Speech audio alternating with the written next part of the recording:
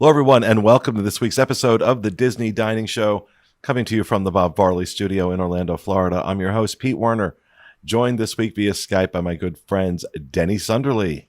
Hi there. And Corey Fiascanaro. Hey, everybody. And just a reminder, those of you watching us on YouTube, just go ahead and click that little subscribe button right below this video. And also the little bell next to it if you want to get notified when we release new content, because we're releasing stuff all the time. You're not going to want to miss it. So please go ahead and do that and help us out. Subscribe to our channel. All right. This week, we are going to talk about our favorite breakfasts on property. And I actually have two, but I'm going to go last because mine are correct. So I will let you know at the end what the right answer to this is. But we'll start with you, Denny. What's your favorite breakfast at Walt Disney World? Okay. For me right now, and I've had it twice in the not so distant past, so very, very recently, is the Wave. I know we are constantly singing the praise of the Wave at Disney's Contemporary Resort, but it comes with good reason. The Wave's breakfast buffet, it's specifically their buffet, is it's $25. And so when you weigh that out against some of the other breakfasts that you can get on property, say at Be Our Guest in the Magic Kingdom, that breakfast is also $25. I would not suggest that is the best use of your vacation dining dollars. Go to the Wave because they have this amazing buffet that spans the length of the back of the restaurant, and the Tillamook cheddar cheese grits live on that buffet. And along with your buffet comes the option to get an egg dish of your choice. So say you want a couple of scrambled eggs or an omelet, they'll do that for you. Plus, they'll do coffee, tea, or Pog juice. I know Pog juice, we Walt Disney World fans, we like to know where we can get our Pog juice.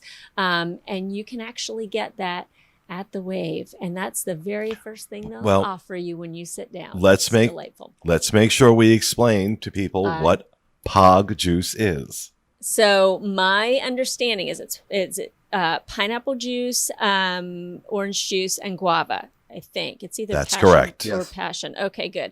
It's known as moonshine over at Trails End.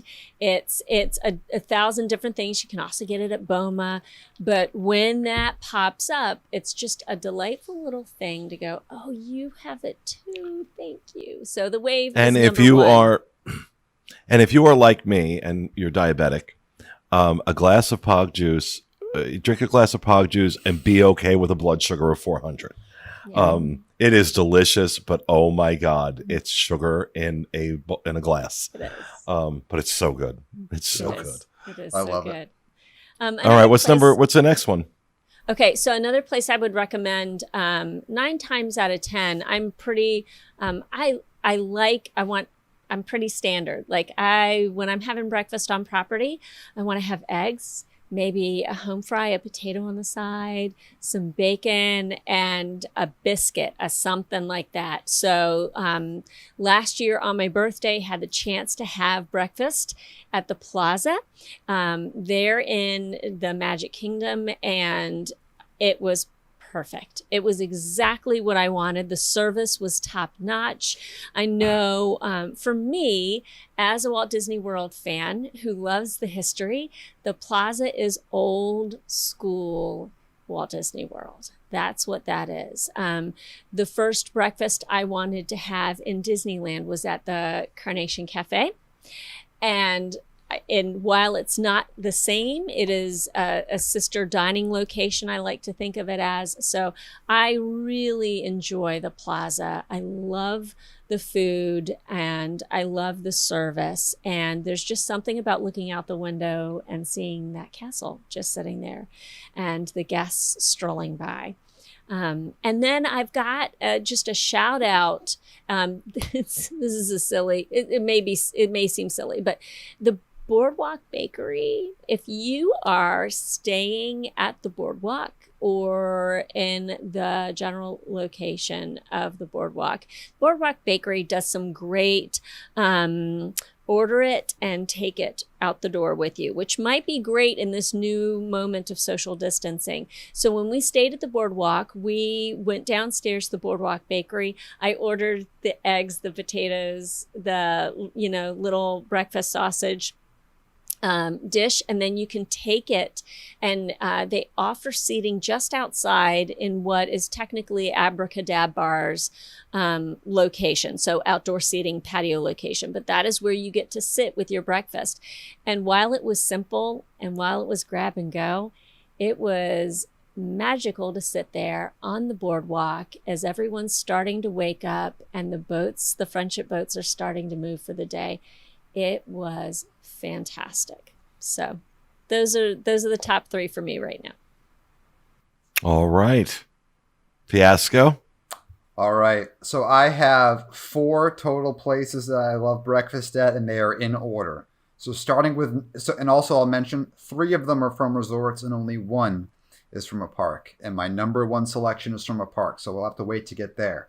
But my number 4 is Grand Floridian Cafe.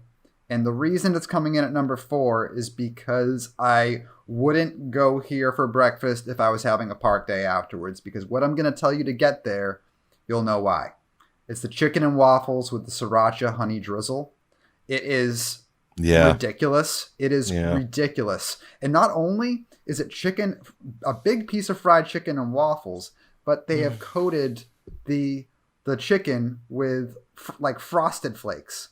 With this honey sriracha drizzle, it's cornflakes. Yeah, no, it's a cornflake. It's a cornflake based a crust that they fry it in, which is just despicable, but it's so wonderful. It'll change your life, but you might not want to be going on any rides for a while. You might want to take a nap afterwards. So that's why it comes in at number 4, but still amazing breakfast. Number 3 is Topolinos. New location, Riviera. So good. Every meal of the day is just a slam dunk there. I spoke on their limited time brunch being among the best or the best of the limited time brunches I've ever had. It's the truth. Their breakfast is fixed at $42, which might seem a little bit expensive. However, I'd recommend when you go there, get the steak and eggs. It's a butcher's cut steak with lots of accompaniments, and it is at that point, for me, so worth it. So worth it. You're also going to get your basket of pastries there as well. That's going to come with different types of muffins, bread, croissants. So for me, that's worth it at that point. Number 2 for me is also the Wave. And I would put this at the best value. So if you're looking to get the best bang for your buck for breakfast and a character experience, which it's still to be determined what those character dining experiences are going to look like in the future, but definitely postponed for the time being.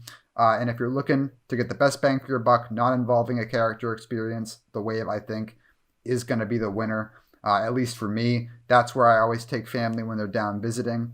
Like Denny already mentioned, the buffet is just fantastic. And if buffet is not something that you want to do, you can also order off the regular menu too. It's totally up to you. But number one breakfast of all time for me, unhinging, unchanging, it's always been this way for me, is Garden Grill in Epcot. All my other favorites happen to be at resorts. This one happens to be at a park, and it is the number 1 location for me. Honestly, it's like one of my favorite meals, period, not just breakfast included, and it's that cinnamon roll. That cinnamon roll is a life-changing cinnamon roll. Like, I've had, cinnamon rolls in Disneyland, Disney World, all over the country, and nothing compares to what they're feeding us at Garden Grill. I don't know what they're putting in it, but maybe crack. Nicotine. Yeah, something No, that's addictive. It's crack. Because I will sit down there, and like the all you care to enjoy skillet is great too. It's awesome. But honestly, I could pay full price for that breakfast and just get the cinnamon roll repeated back to the table and just eat that, and I would not leave thinking that I overspent for that thing. It is just out of this world. Number one, not to mention the vibes just make me happy. Just being there around the land with the waterfall going, and you hear the dog little barking on the ride as you pass through that portion of the revolving restaurant. It's just the best. Number one. Okay. Now, let me give you the correct list. The right answers to this question. Strap in, everyone. Here we go. Strap in. Actually, Fiasco is correct about Grand Floridian Cafe. There was a time I thought those words would never leave my mouth, but that restaurant has really turned around in the last couple of years and is a fantastic restaurant, breakfast, lunch, or dinner. Yep. And I agree that breakfast was awesome. I also think Tusker House in Animal Kingdom is the best character meal on property. You have phenomenal character interaction. You have the same things you would get on any of the breakfast buffets, right? With the eggs and the different, pastries and sausage and bacon. But you also have this amazing selection of African-inspired dishes. The bobotie is like crazy good. And every time and again, this is consistency now. Every time I go there, every time I do a breakfast there, I'm like, okay, this is phenomenal. A close second to that, or actually probably it comes in ahead. So I would say, yeah, Grand Floridian fourth, Tusker House third, Boma at Animal Kingdom Lodge. Just phenomenal. You talk about, I don't know of a buffet on Disney property that is that varied. I mean, it is a massive, massive buffet, and they offer everything from the carving station to the traditional stuff to the African-inspired dishes. And I love Boma. I've not had a bad experience there. But I am, to be a broken record, I'm putting the Wave at the top of my list. For a number of reasons. First, the buffet is nice. It has a nice buffet. It's by no means, if it was just the buffet, it would not be on my list. It would not be on this list if it was just the buffet. It is the a la carte menu and the ridiculous creativity that went into it that really sets this apart. I mean, you can, I'm not recalling off the top of my head what's on that a la carte menu. I just remember being like, oh my God, this is unbelievable. I also like the fact that they do put Eggs Benedict on the buffet as well, because that's always a staple for me, although I don't like Eggs Benedict pre-cooked. They're something they can get dry and nasty if they've been out for a little bit. So, but just the just that the variety and assortment and creativity on that a la carte menu, coupled with the fact that when you're done with breakfast, you take a nice stroll right over to the Magic Kingdom. Yep. And that is an amazing way to start a morning. If you don't want to deal with the crazy at the Crystal Palace, you don't want to deal with the crowd in the Plaza because it's a small space. If you don't want to gag on your breakfast at Be Our Guest, because that's awful. Breakfast and lunch at Be Our Guest is a quick service experience, and it is absolutely atrocious. It is so, so bad. They should be ashamed of themselves. So when the Wave for $25 for that buffet, or the a la carte menu, if you want to get something off the a la carte menu, it's just light years better than anything you're going to get in the park. And it's a nice way to start your morning. Very nice way to start your morning. And even if you're just using bus service, you go to the Magic Kingdom, it's very easy to hang a right as you get off the bus and go over to the Contemporary. Have that breakfast, then come back to the Magic Kingdom. That's why I put it at number one. It's just, I've done it many times. So I've had breakfast there and gone into the Magic Kingdom. It's just special. It's just special. So that is the correct list of, just so you know. I'm kidding. Something I'm that kidding. you were mentioning the a la carte menu, Pete, and so something that they have on that a la carte menu at the Wave are their signature sweet potato pancakes. Those are also on the buffet. They come with the pecan honey butter that they have there. That's some of the inventiveness that you were talking about, Pete. Just they'll do an egg white frittata.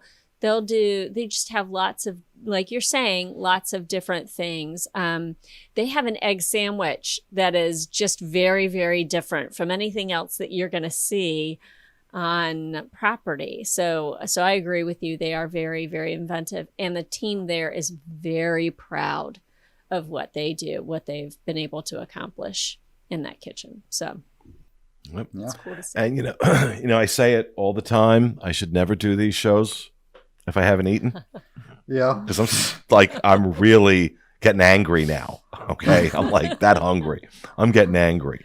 So we're going to wrap this up so I can go grab something to eat while I try not to cry, thinking that I still can't go and have these breakfasts right now.